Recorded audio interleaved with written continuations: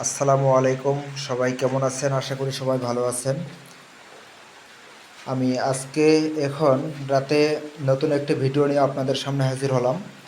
আজকে আমার খামারে রাতে খাবার দিতে এসেছি, এসে দেখি হঠাৎ একটা পাখি মারা গেছে।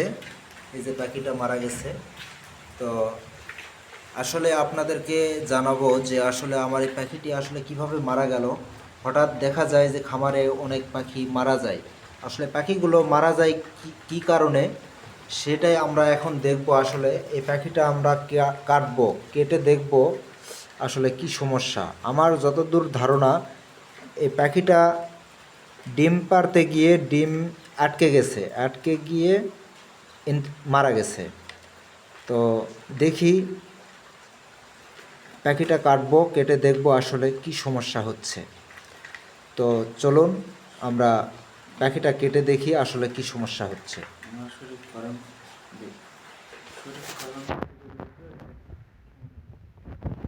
আমরা অবশ্যই এটা পাখিটা কেটে দেখব আসলে কি সমস্যা।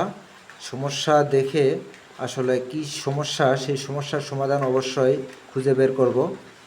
অবশ্যই কোন ওষুধ প্রয়োগ করলে কি সমস্যা, এই যে সমস্যাটা আসলে যে সমস্যাটার কারণে পাখিটা মারা গেল, আমি আসলে দেখব কি ঔষধ খাওয়ালে এই সমস্যাটা থেকে মুক্তি হবে।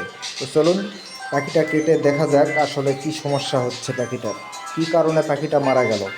এখন আমি পাখিটা কাটবো, কেটে দেখবো।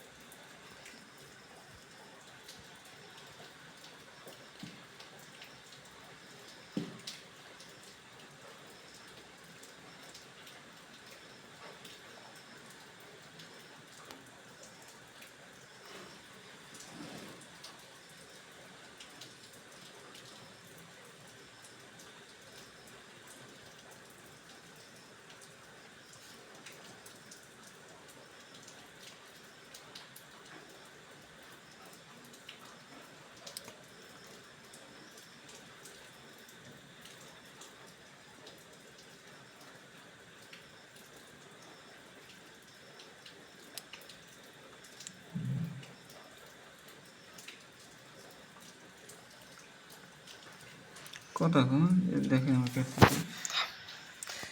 এই যে আমি কাটতেছি। তো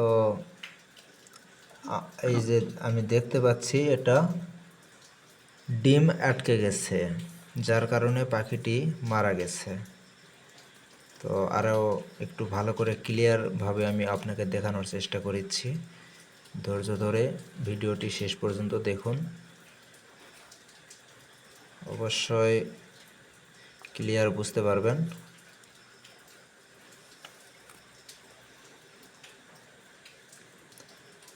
এই যে দেখতে পাচ্ছেন, এটাই হচ্ছে ডিম। এই ডিমটা অনেক এই আকারে বড়। এই ডিমটা অনেক আকারে বড়। এই যে বড়, এই বড় হওয়ার কারণে ডিমটা আটকে গেছে, আটকে যাওয়ার কারণে পাখিটি মারা গেছে। তো এটার কারণটা হচ্ছে ক্যালসিয়ামের অভাব, যার কারণে। তো আপনারা দেখতেই পাচ্ছেন এটা ডিম আটকে পাখিটি মারা গেছে। তো আপনারা আমার ভিডিওটি দেখতে থাকুন। বিষয়টা হচ্ছে, এই ভিডিওটা আমার যতটুক ধারণা, এই ডিম আটকে পাখিটি মারা গেছে এটার কারণটা হচ্ছে ক্যালসিয়ামের অভাব সম্ভবত। তো আমি ডাক্তারদের সাথে পরামর্শ করে বাকি মানে আসলে কি কারণে পাখিটি ডিম আটকে মারা গেল, এটার সঠিক সমাধান কি হবে, ডাক্তারের সাথে সঠিক পরামর্শ করে আমি নেক্সট আরেকটি ভিডিও তৈরি করব আপনারা পরবর্তী ভিডিও দেখার জন্য আমার চ্যানেলটি অবশ্যই সাবস্ক্রাইব করবেন এবং বেল আইকনে ক্লিক করে রাখবেন, যাতে করে নতুন আরেকটি ভিডিও আপলোড করলে আপনারা সেই ভিডিওটি দেখতে পারেন। তো সবাইকে ধন্যবাদ, ভালো থাকবেন, আসসালামু আলাইকুম।